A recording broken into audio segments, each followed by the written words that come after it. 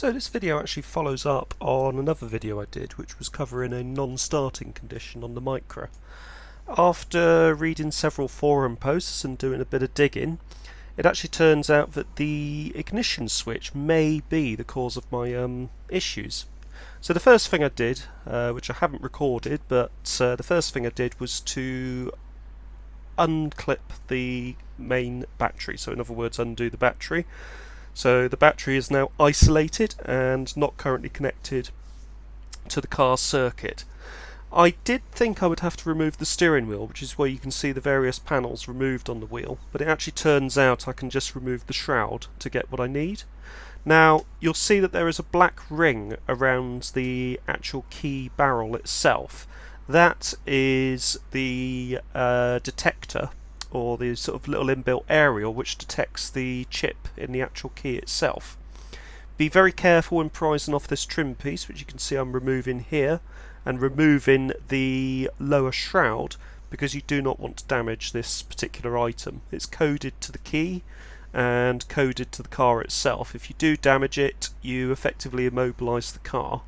So if you do damage it, you'll have to get another one coded up to your key. The next thing I did was I actually removed the dash cluster shroud and also the dash cluster, and there are two 12mm bolts that you can see here which hold the steering column in place. I wanted to remove these to lower the steering column because it gives me better access to the ignition switch on the back of the ignition barrel. Because of the angle, it's right up against the steering column and it's really difficult to actually get to the screw which is holding in the barrel itself. See that big white connector there? That's actually the connector going into the ignition switch itself. You can see just at the top there the screw as well. So coming in and grabbing that second bolt there, just undoing that. There was on that first bolt what looked like an earth cable, so make sure that the sort of spade connector and earth cable, if yours is fitted with that, is actually put back in. I've got a feeling that mine has had some tinkering at some point in the past, possibly an aftermarket alarm that was once in there maybe, as I found another piece of wire a little later on which had been just sort of crudely taped over, so I just tucked that back in behind the dash. So on a cars of this age you don't know what they've had in the past, so there's not usually sort of a documentation or document trail of what's on there.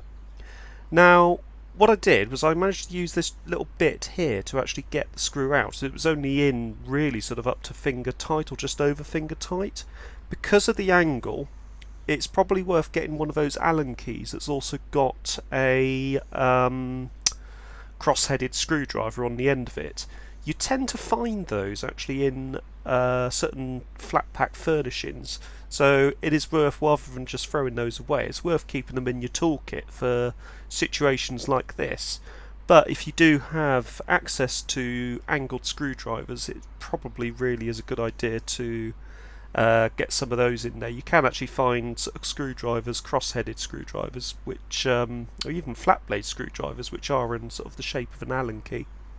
That was the lock switch I was just showing you there. Make sure that the new one is compatible with the old one, and literally it just slots in place like so. You put the screw back in. I did mine up just over finger tight, so if I need to do this job again it's going to be easy enough to get hold of. So put it all back into place. As you can see here, it's I'll be honest with you, it's a more sort of a fiddly job than difficult. What it's also worth doing, is I'm just doing out of shot here, is actually keeping that steering column supported so that you don't put any strain on the actual wiring. But I'll be honest with you, having the steering column out of the way really saved an awful lot of time actually, and it meant that I was able to get into sort of more difficult places that I wouldn't have been able to get into otherwise. Also getting the dash cluster out of the way really helped. Once that's all done, what I did was I put this left hand side in first of that 12mm bolt, as you can see there, which actually got the whole thing centred and back into place. Just make sure it's all in there. Then the next job was just to put the second bolt back in, making sure to put that earth spade connector onto it as well. So there's basically an earth, a washer, and then another washer which goes onto the actual panel itself, or the metal framework itself. Next thing I did was to put the shroud back into place and put top shroud and bottom shroud together. They clip in sort of on the side slightly, so they actually sort of match together quite well. So if you get them screwed together, you can then just sort of manipulate the plastic to clip them both into place. So you can see here just using a slightly deeper reach cross-headed screwdriver to get into there, and then the same on the other side, which is currently out of shot at the moment. You can then put your trim piece or trim protecting piece back over that detector ring, and as I'm doing here, just clips back into place. There we go, all back into place. And then you can grab your keys, undo the steering lock, and start the car, which I just did there. So let the car run for a few seconds. Started, no problems at all. There was no running on of the starter motor, which I had previously. And that was that. So this is the old barrel dismantled, or old switch dismantled. And you've got this couple of springs in there. And you've also got this wiper arrangement, which seems to wipe across the terminals themselves. Now, I think, looking at it, there was a bit of wear in those actual terminals, so it was probably not making a complete contact. It's also quite possible that those two springs in the bottom have become weakened. So, although you can't really sort of see too much obvious damage to it, there definitely were issues there, and it was definitely worth replacing, especially considering that there was a bit of wear on those actual terminals. No sort of arcing or anything like that, so you know, it was not terrible. Well, not great, not terrible, let's say. You've got this other little piece here, which I think actually makes additional contact as well, looking at it. I'm not sure what way it went in, but I've got a feeling that probably covers the springs up, actually. And that's that.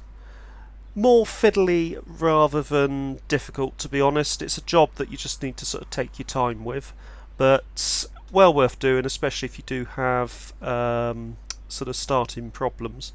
Anyway, hope you found this video interesting. Don't forget to hit the like button, don't forget to subscribe, hit the notification bell, and I will see you in the next video. Take care, thanks for watching.